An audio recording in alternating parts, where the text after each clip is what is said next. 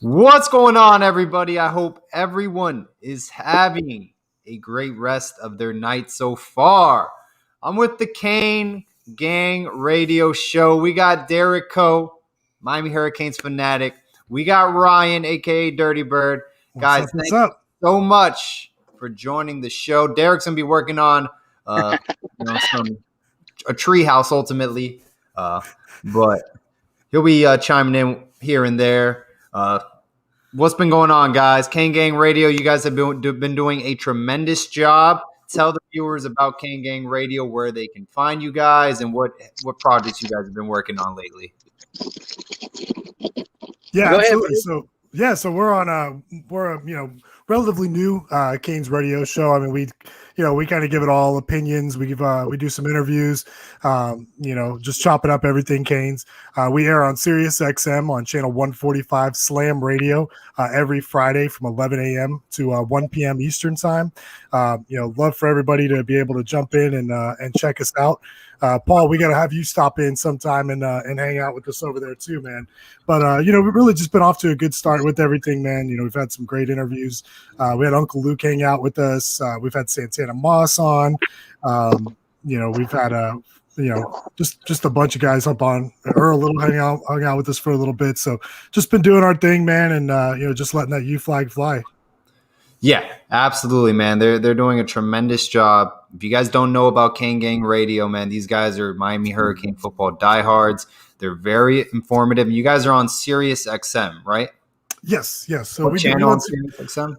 So it's channel 145, which is Slam Radio, which is an awesome radio station that's really all about students, right? So the guys Frank and Amigo and Larry over there have a great program where they're really teaching kids radio. So basically, we get in and we get to air our show, and the kids produce it and they chop it up and everything, and they put it on the air and they get a nice learning experience out of it. But Pitbull sponsors the station, so. Okay. Yeah, I mean, it's a great thing. It's a great time that we're able to do, and like I said, we always love to talk Canes football. So. Absolutely. And hey, let's get started, man. Spring football day 2 has started.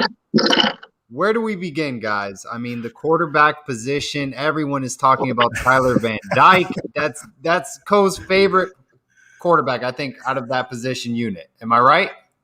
I mean, I've been saying that for about a year and a half, that eventually TVD is probably going to take that role. I mean, I know there's a lot of hype with Jake Garcia, but someone like TVD, who's already been in the system for a year, who's got the frame at 6'4", 220, 225 pounds, I mean, you can't ask for, more prototypical size, to play quarterback than that. Obviously, sitting underneath King for a year and still having King their tutelage right now, even though he's rehabbing, I just think the sky's the limit for TVD. Absolutely. Look, I love seeing everything that's coming from TVD right now. I mean, he's a monster. I think, everybody knows the hype that's behind the kid, but let's get one thing straight. And it's only because I saw on Twitter, somebody say, hey, well, what if TVD stays hot? Is he have any chance of unseating King? And the answer is absolutely not. There is no controversy. King's our quarterback, no matter what. Heard he's flying through rehab. So, come back to that game against Alabama, man. He's starting the game, man. There's no doubt about it. Yeah, absolutely. Co, you got to give us a butte, man, if you're going to be doing, man. De'Aaron King, I mean, we all know he's going to be the starting quarterback against Alabama. Ultimately, he's our leader of this offense. We saw how important of a role he played this past season for us, as our quarterback one. I think it's very exciting, just to see all the underclassmen get their opportunity. We get to see the development throughout the spring game and get, perhaps, I know they're all rotating right now, first team snaps, but a guy like Peyton Matoka, true freshman like Jake Garcia and Tyler Van Dyke all going at it, with Rhett Lashley just supervising them all. I think it's a great opportunity while De'Aaron King's ready to go. And guys, do you think De'Aaron King, by week 1 will be starting against Alabama? You don't think we'll be rushing the rehab? Because that's something a lot of people have been talking about. Let's not rush this. So curious to hear what you guys think about that. I mean, I had an opportunity to I ran into him about a week and a half ago, and I didn't see any limp. I didn't see any type of, issues with the knee. So, from my understanding, he's ahead of schedule. But again, I'm not a doctor, so I'm not gonna, go one way or the other. But if I was a betting man, I think he's ready for fall ball. I would have to agree with that just from what I heard what Derek said, when he saw King the other day. The guy's moving around, and the kid is so strong mentally, man, that I mean, if there's one guy to get hurt like that, you got a guy with a heart like a lion, like King has, man. That's the expectation. Absolutely. That's the expectation. De'Ara King, he'll be ready to go week 1. Like you stated, Ryan, he has a heart of a lion, heart of a champion. He's our leader. This offense will go as far as De'Ara King will take us. Guys, what are you guys looking out for? I know all eyes are on the quarterback position, just in general in college football. It all starts at the quarterback play. Who else are you looking out for this spring that fans should be aware of? Really, the offensive line for me as a unit, right? I mean, because it's kind of hard to say any one of them individually, but if you don't have a good line, you're done for it, right? And I think we know that pain over the past couple of years where we've had some bad lines. This year is probably going to be the best unit that we've put out there. I mean, of course, you got to get on the field and make it happen, right? But got some good guys coming up on this thing this year. Corey Gaynor back. I think he's going to do a great job as the center this year. Hopefully, and I mean, I know you can hope as much as you want, but hopefully Navon's got his head on straight and he's into it mentally and physically, and he's watching his weight, and and he's got good pounds and he's not holding a lot of bad weight, because at 355, I don't know how much of it can be good weight, but hopefully he's taking care of himself. But if that O-line's cranking this year, really only losing Brevin Jordan from the offense as a whole, all the coaches back as well. We liked what we saw offensively last year. So I think sky's the limit for him to come back. Absolutely. I mean, I'm looking more from the wide receiver position. Having 12 wide receivers in the wide receiver room, hopefully somebody learned besides Mike Harley how to catch a ball. And that's not a knock on anybody individually. It's just it's a mental preparation, right?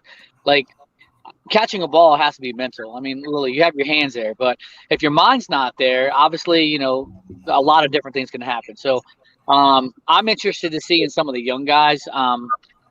We kind of know what we have with like Pope and Wiggins. It's more, what do we have with some of the young guys? With the Keyshawn Smiths. I was really hyped on Jeremiah Payton a couple years ago when he came in as a freshman, but obviously he's kind of disappeared. Michael Redding is phenomenal. I'm waiting to see him get some PT and some burn. But again, those new guys with Jacoby George and Romello Brinson and Brashard Smith, and even like Xavier Restrepo, man, I think like they have an opportunity, especially right now in fall camp. People still don't know what they're going to get from Charleston Rambo. Obviously, you saw what he had in Oklahoma. And again, like, he comes in, I think him and Mike Harley are wide receiver 1A, 1B, and it's really who is going to step up and take that third spot. And I'm hoping it's the young guy, because, the upperclassmen, maybe they, can learn something from the younger guys and say, look, man, I need to step up my game. So for me, what I'm looking for is really someone on the wide receiver to separate themselves and show up and show out. Yeah, I feel you on that, man. How about Michael Redding and the pictures that have been coming out of him and how jacked he looks right now as wide receiver? I'd tell you, if guys take it seriously in the weight room, they, it doesn't always equate to production on the field, but if you work hard in the weight room, chances are you're going to produce on the field. And seeing what he's been doing out there, man, I'm excited to see him get out there. Yeah, I think Coach said it perfectly. We had 12 wide receivers on scholarship, and there's no knock on Pope or Wiggins. I think for the most part, our wide receiver core, skill set, it is very advanced in the ACC Coastal level. The problem is not getting open. Okay, the problem is catching the football. And that's something you can't teach that. Like Coach stated, it's a mental game, mental aspect of their game. So, hey, the underclassmen, if they want an opportunity to get early playing time, it's wide open for them. A guy like Keyshawn Smith, yeah, it's wide open. It's there for the taking. And, Charleston Rambo, we don't know what to expect. I'm hoping big things, because we really are counting on him to be that number 2 wide receiver. Because after Harley, we really don't have a number 2 wide receiver that's proven himself because Randall's only been on campus practicing for 2 days. So yeah. The Well, other he's thing been on that campus bothers me- for a little while, but no, sorry, Right. go ahead, Derek. No, I'm just saying the other thing that bothers me is like if you look at the last couple seasons, why is it that we have to have portal guys come in to be our wide receiver one? You go back to KJ Osborne, now you got Charleston Rambo. It's like why can't our local guys step up and take that role? Like I'm tired of seeing transfer guys come in here and like just make an impact, and which they should, right? But we have so much homegrown talent. You look at people like Bubba. Like go back to last season where, Jose Borgales, Brevin Jordan, Bubba Bolden, like all those guys there were transfer guys. Quincy Roche, those were all transfer guys that were pretty much, our best players. Even Jalen Phillips, like they were our best players on offense and defense and special teams last year. Like, where's our homegrown? Where's our local recruiting and our recruiting classes that we're recruiting? Not kids that are just coming in here and taking over as the best players on our team. I don't know if that's a developmental thing. I don't know if that's a mindset thing, but we just have to do better as a coaching staff, developing these kids, man, and making them shine. 100%, man. 100%. And for me, man, all last year I was riding that Jeremiah Payton hype train, and I'm like, WR1, WR1, WR1, just to see he went in there. I didn't even know what his stats were, man, but he had like 3 catches maybe last year, and the catches he did have were in garbage time, man. So, that kid's got all the talent in the world. Same thing with Pope, right? I mean, Pope played for us, but, we got to see these guys. I mean, they still have an opportunity, right? Even I think Pope right now is probably still the other starter, but there are some junkyard dogs that are behind him right now, ready to take that spot. So you know what, he better take it seriously. And if he is playing, I think it's because he's stepped his game up. He's stayed after practice and caught 50 balls on the jug machine after practice. If he's doing the right things, if we see him playing, but if he's not doing the right things and he's not working hard and he's not, he's not elevating his game and taking it seriously, he's going to find himself on the bench, man. Same thing for Wiggins. I want to pick your brains, guys, because Philip Dorsett, I believe his final year at Miami, he really blossomed, ended up being a first-round pick. I don't recall really Philip Dorsett having a lot of success during his underclassmen years. I remember those wide-open drop passes against Notre Dame at Soldier Field. Wasn't a pretty road. Do you think something can equate to that from a veteran player in our wide receiver rotation where they do have a breakout season? Yeah, I think Pope and Wiggins are your candidates on that, though, right? Right. I mean, those are the guys, right? They've somewhat underperformed. Actually, somewhat they have drastically underperformed.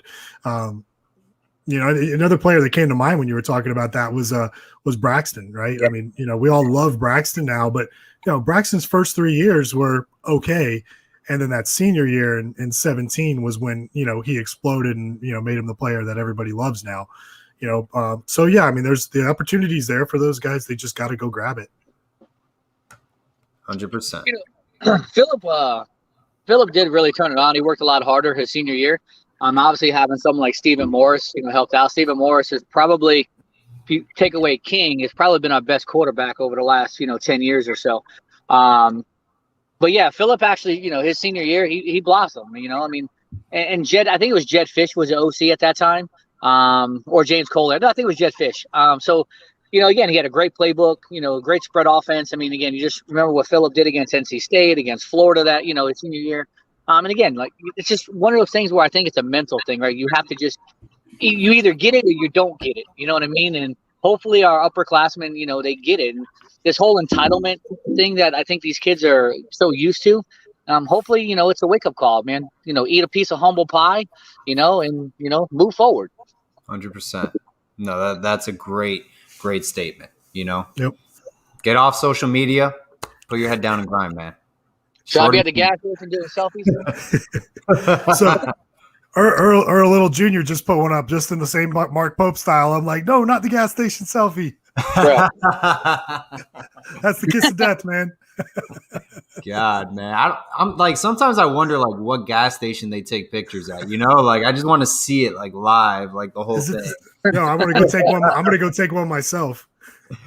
Guys, running back room. I think this is, in my opinion, talent wise, I think it's one of the deepest rooms we've had in quite a while at Miami. Now, I will say there's never been an issue with our leading rusher, with the running back room. We've always had talent there. We've had Gus Edwards. Storm Johnson was like third string running back. He even played in the NFL. Damian Barry, Mark Walton, DJ Dallas, Travis Homer. We develop NFL running backs. But, depth-wise, we're stacked regardless. Anyone out of this running back room that you think you're looking forward to this spring or you're expecting big things this upcoming season? I can already think of one person specifically. You go first, Jamie? Yeah, oh yeah, man. I love Don Chaney, man. I thought we saw flashes of him throughout the season. I just would like for him to get in a rhythm and get majority of carries. I hate splitting carries with two running backs. Give the guy 20 carries a game. Let him eat. Well, and I think that's what Miami's been based on over the years. I mean, you look at going back to McGahee and Portis and James Jackson, Frank Gore, those guys over there, man, they were just a bulk. They were the workloads. And again, I think it boils down to competition on Green Tree. Who puts in the work during the spring? Who carries over to running back one into fall? And again, I agree. Like, I'm not a big running back by committee type person. Like, if you got a guy who's chunking out 5, 6, 7 yards and he's grinding, man, you got to keep feeding the beast. You got to spill him every now and then, give him a breather. But again, you talk about, Cam Harris, Don Chaney, Jalen Knighton, who's coming back from an injury, who's just, he's blazing with speed. But then you bring in, another bruiser and Thad Franklin and now Cody Brown. Like, finally, you have so much depth at the running back room. Like, I'm actually excited to see how that's going to translate. It's almost going back thinking like Sullinger was coaching these guys again. My only thing is I just want to see one of them step up and one of them be the guy, right? One of them be like, the guy that we can depend on. Because we have one for everything. Chaney's our bruiser. Rooster's our speed guy. You got Cam, who's kind of your all-purpose guy back there, right? And your feature back. But to me, it's got to be Cam's got to be the one to step up and be the guy with the other guys complimenting him for us to see success and it to translate into wins and losses, right?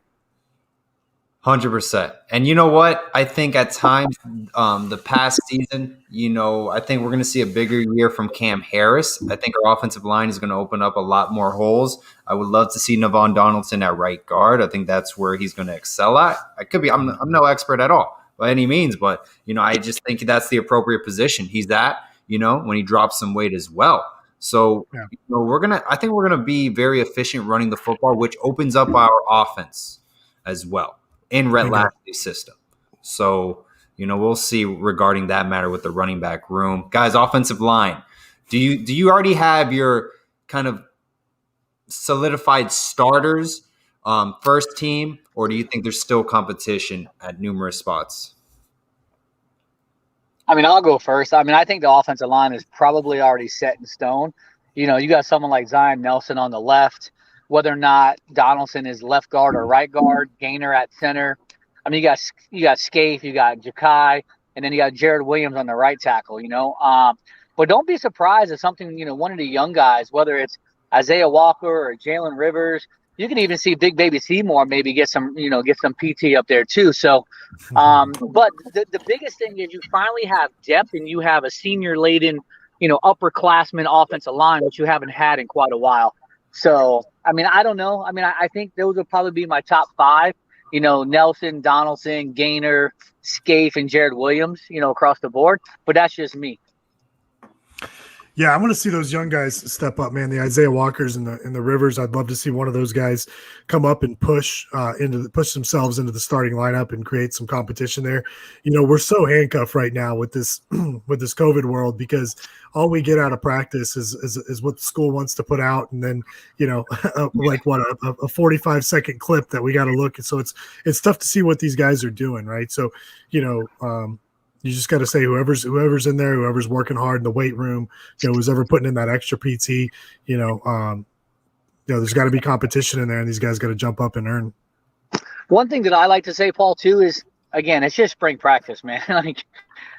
There's no reason to get super hyped up. I know we go through withdrawals of not having, college football. But at the end of the day, it's just still spring ball, man. It's going to be basic walkthroughs, basic vanilla offenses, really not scheming, not game planning. Again, I'll get excited when the fall comes and, I mean, obviously you can get like, let's get our first, scrimmage in and let's see who shines at scrimmage. But again, what really happens in the scrimmages? We don't know if they're going 100%, if they're just kind of going through the motions. When you get into fall, like that's when I really start to get excited, because then it's, the season's almost near. When you start getting that fall ball, like now it's season time, So, but again, it's just spring ball, man. But at least it's something to talk about. Oh, absolutely. Yeah, no, 100%, man, 100%. One thing I would like to see this spring football, season, can we finally get a spring football game on like ESPN or something that like the fans can watch instead of like a bootleg YouTube video or something? I think it's I don't buy the excuse of like game preparation or anything like that, because we've lost both times we pulled that pitch out. So I mean, just like it would be nice for the fans, Yeah, dude, I'm so with you. It's like if they're not going to allow fans, which that's the rumbling I heard. I don't know if that's official, that they're not going to take fans there. At least broadcast it, right? Like do something for us, right? Like give us something, man. It's the off season. It's a long time till September, till we're all sitting in Atlanta partying. Guys, Paul, you coming to meet us in Atlanta, man? Yeah, look, if I go to Atlanta, if I plan to go to Atlanta, I've done Dallas and Orlando. I'm really drained out of these neutral site games because Ubers are like super expensive. All right.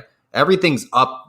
Like prices are always like adjusted really high. The one in Orlando was awful. There was a Backstreet Boys concert. Yes. Uber rides were like $100. I walked like 2 hours to get from like the stadium to downtown Orlando. It was awful. It really scarred me for a while. But I'll tell you what, if I do go to Atlanta, it's going to be like in and out. Like I go in for the game and I leave the next morning. Like it's going to be quick. I'm not going to be hanging out in Atlanta for like 4 days. So that's the thing. But I plan on going to every single home game. I plan on going to a couple away games, probably UNC away, and then whoever, maybe if Virginia Tech. I've always wanted to see an away game there, or UNC or UVA. Oh, yeah. So those two. UVA is horrible. Let me tell you. Really? I've been to UVA multiple times, and we've lost every time. Just so if you do go, I'll just give you like at least fly to DC. Stay in DC for, it's about 100 miles out of Charlottesville, but at least you can spend a day in DC doing some like, sightseeing and tourist attractions. And then it's about a 3-hour drive, believe it or not, from DC to Charlottesville, because it's just a bunch of back roads. The campus is decent. It's just, I hate Charlottesville. Just completely hate it. So, but if you've never been there, you might as well go, right? Like, that's why I try to go to every away game. Because you never know when you're going to get back to see that type of venue. So absolutely. I mean, hey, I saw you at Death Valley when we met up. Hey, I'll tell you what, that experience, it was half. I mean, it was more than half, but it was pretty cool, man. It was pretty cool. It definitely was good, man. Yeah. Sitting there, I didn't care, man. Like I was telling somebody the other day, they talked about the Clemson game in the rain, and like Maria was like ponchoed, it was raining, and Brad and I were standing there, and then like I wasn't losing my man card. There was no way in hell I was putting on a poncho, bro. I sat there in the pouring rain, just getting drenched, and that wasn't even the worst part. They're like, after we lost and we had to leave and walk like probably 15 minutes to our car, it rained even harder, man. And we're just, first of all, you got the loss. Then you got the rain, and then we have like a 2-hour drive back to Atlanta. Like, bro, it couldn't have got any worse. Yeah. And then we get to the hotel, and there was a shootout at the hotel. Oh my God! Never a dull moment with the Kane gang at a road game, huh? Bro, I'm telling you. God. Hey, switching over to the defensive side of the football, guys. I got a question for you. Bob Shoop, he's a quality control analyst. Do you think he's really going to be involved with the defense? I think it was maybe it was Amari Carter or Bubba Bolden said he was a mastermind. He's talking to players in the offseason. How involved do you think Bob Shoop will be with this defense? So I'll go first on this one. So to me, right, and this is strictly my opinion, I don't have any kind of insider knowledge. I think Bob Shoop's unofficially our defensive coordinator, right? I think he's the guy who's doing the game planning. He's back there. He's building the strategies. He's naming the plays. He's getting the game plan ready week to week. I think Mandy's going to call the plays in and execute them, and ultimately he's the guy who makes the calls. But I think if not for the fact that Bob Shoop was making probably $700,000-$800,000 from Michigan this year, and if he was to take an on-field role in an actual official coaching spot, he would forfeit that money.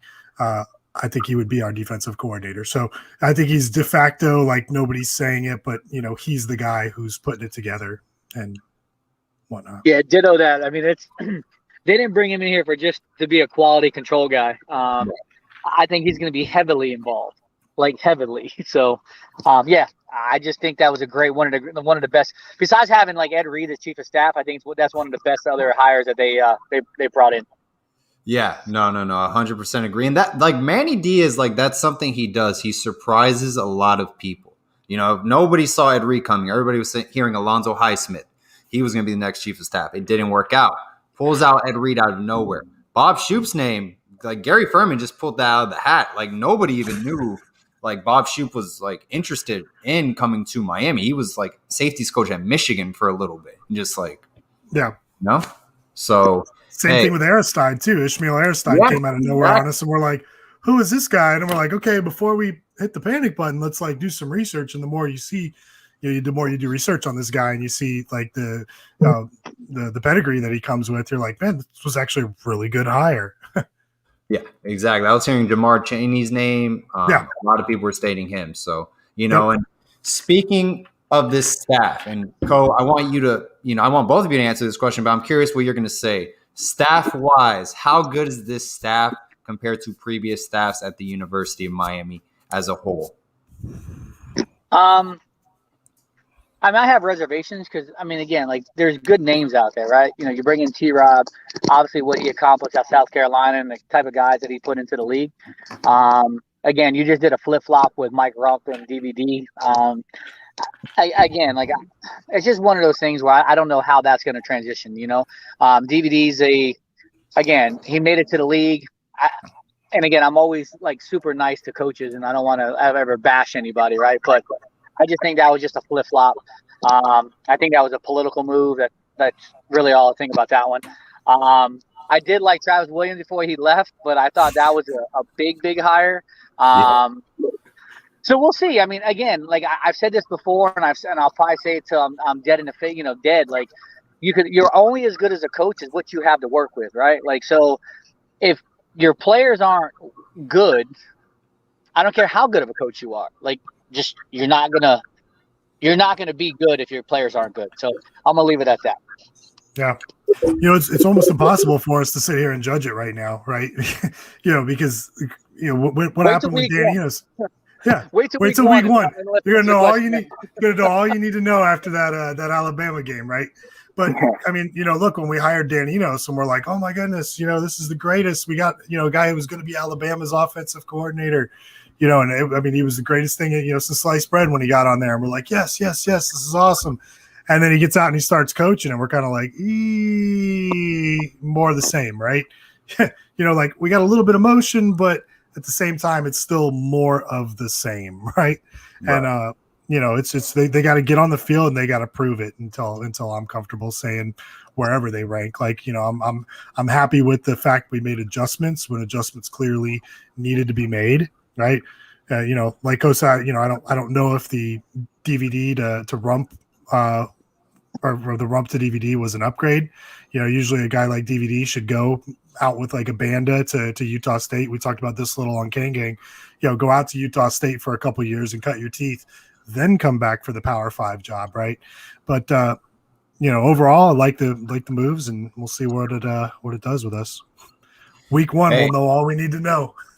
I know that will tell us a lot. And you know what? What I want to see is like I'm not saying like Miami to go out and win, but like compete. Like don't go into a game and be undisciplined, give up over 100 yards in penalties, shoot yourself in the foot.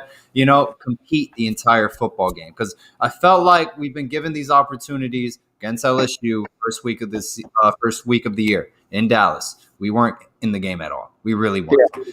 Alabama, Clemson, big time games where everybody is watching. Compete, fight all 4 quarters. And if they beat you and you fought, you gave me 110%, I'll take that any day. Correct. Yeah. Correct. But check this. I'm a pop off, man. I appreciate Paul. You having me on, and Bird, you do your thing, man. I got to keep building this treehouse before I get in trouble. Oh, peace, man. Thank you for your time. Maria, come out. Good, all right, peace. All right, there go everyone. Yeah. So Paul, on that game though, right? You know, listen, one thing, I always pick us to win, man. I can never pick my team to lose, right? So I'm going to pick them to win, but I'm also a realist, right? Like I know that this is the hardest task that we're ever going to have to do. And is it likely that we come out? You know, hell no, right? We're probably not going to leave this thing with a victory. However, I will say, if there's a time you want to play Alabama, it's when they're reloading, right? And I know that those guys that they got that they're putting in there that are replacing the Devontae Smiths and and the quarterback and and the Najee Harrises and all that, right? They're great. They're 5-star kids. They got all the talent in the world, but it's their first game that they're playing together. So our team's coming back relatively intact. You hope that we can really build and have a great offseason and run into that game with a lot of momentum and belief. And, you hope you can catch them slipping. But, they are unreal in their first game of the year every year. This is a home game for them in Alabama, or excuse me, in Atlanta. Yeah. I mean, that's basically their – yeah, they travel well. It's basically their home stadium. They're really used to what a game in Atlanta feels like. So it's going to be tough. But, look, I think we can slay the dragon. But here's the deal, too. If we lose that game and it's not like, an embarrassing type, 58-0 Clemson type loss, or getting 3,000 yards rushing against us like the UNC game last year, you can lose that game and you can still salvage even up to a playoff berth next year, right? Because it's the first game of the year. You win out from there and you win the ACC, you're in. So even if we do get knocked off, which we most likely will in week 1, let's not hit the panic button. Yeah, Alabama, their fan base, I mean, their student body is huge. Like Miami's like a small private school, and like our fan base, like break it down, like it's really like in the Northeast where a lot of the alumni are. Like traveling wise, like we just can't match up with Alabama, but we'll make it happen. We'll be there, and it's gonna be great. Yeah. It's huge. I've never been to the state, and everybody says it's like Dallas times 2. So yeah, it's beautiful. It's beautiful. That's for sure. Hey. Speaking of the defense, Ryan, what do you think about this defensive line unit? In my opinion, I think it's the most D-line unit. It's not like a great defensive line unit. It's just complete in the sense is like we have depth at defensive tackle and we have solid defensive ends, and I think we have solid depth there as well. Yeah. One thing that this defense does that's a very vanilla defense that we play is it produces stars and studs out of the defensive end position, right? Because they're going all out and they're wreaking havoc every play. So I think, Jafari Harvey, physical freak, right? I have no doubts that he's going to come in and he's going to do really, really well out there at the defensive end position. On the other side, and hey, look, go ahead and bash me for this, but I really like the Zach McLeod move. Zach played injured last year, right? And a lot of people don't know that, but he was really, he had a knee injury and it slowed him, and it was very clear on the field. And he probably shouldn't have played through it, but he's a tough kid, and he did, right? But he's tall, right? So he's 6'3". And if he can get himself up into the 270, maybe 275 pound as a defensive end, plus a year of Jess Simpson tutelage out there, I think Zach can be a force on the defensive end, especially in this defense, right? So time will tell. I know Zach's not a popular name amongst the fan base right now, but I really think that he's gonna go out on a high note with us. Yeah, I expect Zach McLeod to be a role player. I'm not going to say he's going to be first team all ACC. I think he's going to be a role player, someone we can have to provide depth. His skill set, like I said, like we bring in 4-star recruits that have the skill set that should be above average in ACC coastal play. We're not in the hardest division in college football. So, a guy like Jafari Harvey as well, by the way, 4% body fat. I just thought of that right now. Like that's incredible weighing, like what, 252, 260? Like Jafari's a monster. He's a monster, bro. Absolute monster. When you see him in person, you're like, oh my gosh, man. Like this guy, like he was a monster as a freshman too. Like when he first got to campus, I remember that was like one of the big takeaways from that spring game we played in Orlando. Like I looked at him and I'm like, oh my gosh, man, this kid, like he's been here for 3 weeks and he's an absolute monster. Oh my gosh. Yo, Paul, they blowing me up in the comments for Zach, man. Hey. Hey, it's just my take, man. It's just my take. Look, y'all can bookmark me, y'all can bash me when it's done, right? It's all good, man. Hey, look. You know what, McLeod, though? I get it, but like he's coming back, man. He's fighting. He's going to give it 110%. Let's see what happens at defensive end. But also too, like McLeod also switched like 3 different positions throughout his career. Amongst linebacker, So, I thought his best year was his freshman season, to be honest. Maybe that was because he had that hype of what he's going to grow into, right? Right. So. But like I said, I like the move, and the big factor of that, though, is if he can get himself up to 270, 275, right? He's got to be able to put the weight on. Otherwise, he's going to get tossed around out there, and it's just not going to even be worth it. If he walks in there, he's 250, not going to happen. Do you think we can see a glimpse of that 2018 defensive line under Coach Simpson, or like, hey, we don't have the personnel, we're just going to be a solid group? Yeah, again, this D line is one that is constantly going to have pressure, right? I think Shoot brought a lot of sends his guys in all the time at Mississippi State, from what I watched from them. So yeah, I mean, this is a defensive line that's going to produce stats, right? That's going to pad numbers. That's going to put it up there. So, hey, love it, man. Ryan, linebackers, outside linebacker, striker position, put it together.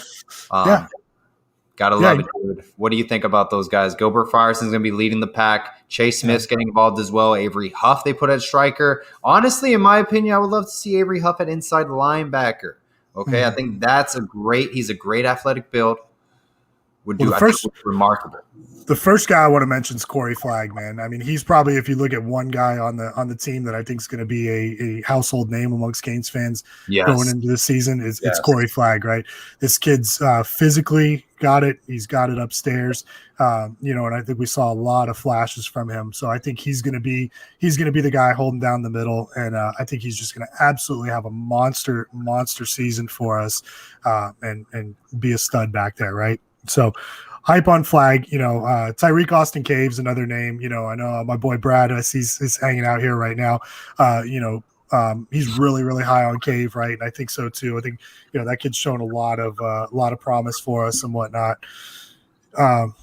We just got to put these guys in a position to be successful, though, too. So hopefully the addition of Shoop and the defensive staff changes has these guys in position to make plays and to make tackles and to be playmakers, right? That's the thing, man, is development. I want to see the young guys start. Corey Flagg, he's been praised by everyone this offseason. Coming into UM, I remember there was a local beat writer from Houston. He said the Miami Hurricanes have a special player when Corey Flagg, I believe, won his state title in his respected district, or whatever they call it, in the Houston area in the state of Texas, when his school won the state champions of Texas. He said Corey Flagg will be a great player at the next level. I love Sam Brooks as well. I'm very excited what these guys. That is the future of the inside linebacker position at the University of Miami. Those two players. Yeah, I think we're in good shape back there, right? Last year was a disaster at the linebacking position, to say the least. But yeah, I think we're in good hands this year. The young guys coming up, I think, are going to be solid. If a guy like Deshaun Troutman can work himself in there, he's not the biggest guy, right? But I love the heart that kid has, right? If you see anything on Troutman, he's crazy on social media, man. I mean, he's awesome, man. So hopefully he can come in here and make an impact as well. But the best thing that can happen is for a lot of these guys to really push the older guys and breed competition and make them better. Last thing we're going to talk about, because nobody ever talks about special teams. We'll skip that. No, I'm kidding. Special teams is the most important part of your football team. We saw that in 2019. We need special teams, but we'll talk about that last, because I'll forget about it. Ryan, defensive backs, man. How much of an upgrade do you think we'll see this upcoming season? Travaris Robinson, he's overseeing the entire secondary, DVDs, coaching cornerbacks. I know Co talked about DVD, big expectations. Yep. See if he can fill in those shoes. Stevenson's the guy who was getting ready to break out at UGA, and I think we got him right at the right time. He had some time in a good program to go over there and learn some stuff, and now he's coming into us. I think he's clear-cut, number one DB for us, or number one corner for us, right? Al Blades, I've always been a big Blades fan. I know, he's been in some bad spots, man. But I don't know if that's more defensive scheme that that put him into some bad spots. Like Blade's a good player, right? And I think having both those guys on the sides is gonna put them in a good position to be successful this year. And then of course with the safety position, Bubba Bolden, right? We saw good and bad from him last year, right? So, so I don't want to tout him as that he's all ACC great, but if we see him to his potential this year, he's the best safety in the ACC, right? If he plays to his potential, right? And then we had a lot of guys coming back, so depth is not going to be an issue this year. The one thing, and we don't control this, but I just hope that the coaches, when these guys are out there, they're making it competitive, right? And if somebody's slipping out there, and one of these senior guys, if a Gervin Hall gets out there and he's not in the right place and he's missing tackles, they pull him and they put Tay in, right? So. Oh yes, Avonte Williams. That's someone I like. That's a popular name right now. Yeah, Coach Manny Diaz said he kind of reminds him, energy wise, effort wise, as Jalen Phillips. Similar, situation in a sense. Stepping away from the game of football, not really being able to participate. You're on the sidelines. You want to help out your team, but you can't. He's cleared to play. Number 2 safety in this nation. Okay, he's a gamer. 4-star recruit. Everybody and their mom thought he was going to go to Florida. Shocks the world. He's a Miami Hurricane. Those are the recruits that change programs, Ryan. Yeah.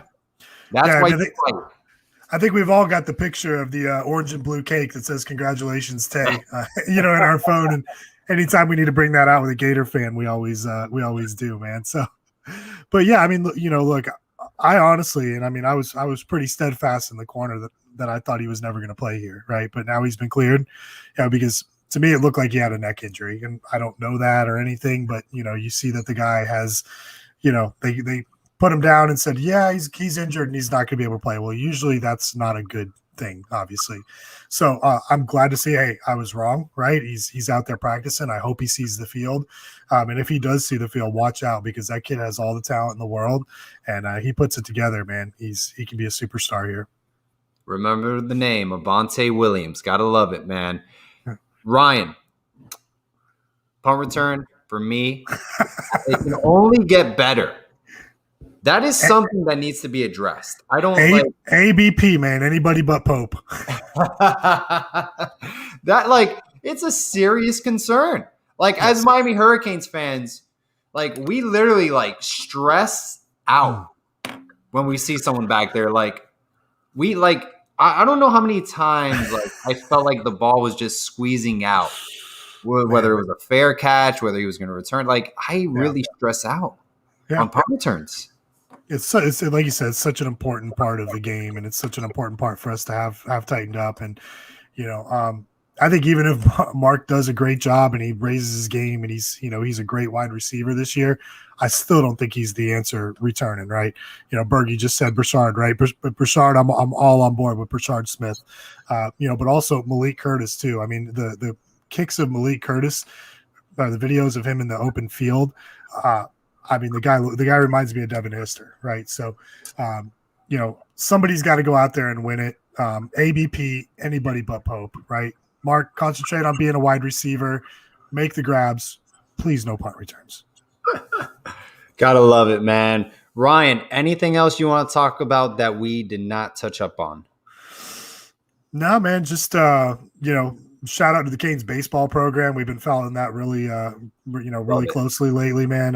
Those guys right there, even though it sucks because it's impossible to get tickets. I've been trying to find tickets. You go on any of the ticketing sites and there's no tickets there for it, which is awful. But those guys have been balling, man, and they got all the elements this year to really put a magical season together. So shout out to them. Shout out and prayers to the basketball team too. We just lost Earl Timberlake, which look, he was one and done anyway. I think he's just going to another school to Did you hear about Likes? Reset his shot. Georgetown, probably, right? That's what Barry Jackson, the Miami Herald, said. He said Georgetown is linked to him. Yeah, it is what it is, man. I don't think there's been a basketball program that's been unluckier than the Canes basketball program over the past 4 years. And you know where it all started was that stupid FBI investigation that had nothing on us, and they were keeping, DeJuan Hill, or now Hernandez, out, and he did nothing wrong and should have been eligible the entire time. But the NCAA and all their infinite wisdom and their love for the U, totally screwed us there. So hey, it is what it is. Ryan, thank you very much. Kane Gang Show. Where can the Miami Hurricanes community find you guys if they have not yet? Because you're putting out amazing content. Yeah, so we're out. Kane Gang Show airs every Friday on Sirius XM channel 145 from 11 a.m. to 1 p.m. Eastern time, and then you can always catch us on all your podcast platforms as well, Spotify podcasts, Apple, all that good stuff. But Paul, shout out to you and your great listeners that you guys have here. We've always been a huge fan of you and what you do, and you always have great takes on the program and everything, and just appreciate the platform that you guys put together. So I sincerely appreciate that, Ryan, and thank you a lot. I think we both agree. We don't do this for like the views, subscriptions. We do it because of the passion for the University of Miami. That logo in back of me, that logo in back of you. That's our passion is what drives us for this. So, hey man, I greatly appreciate it. Absolutely. Take care, Paul. Thanks again. All right, Ryan. Take care, guys, and have a great rest of your night, everyone. Go Canes. Go Canes.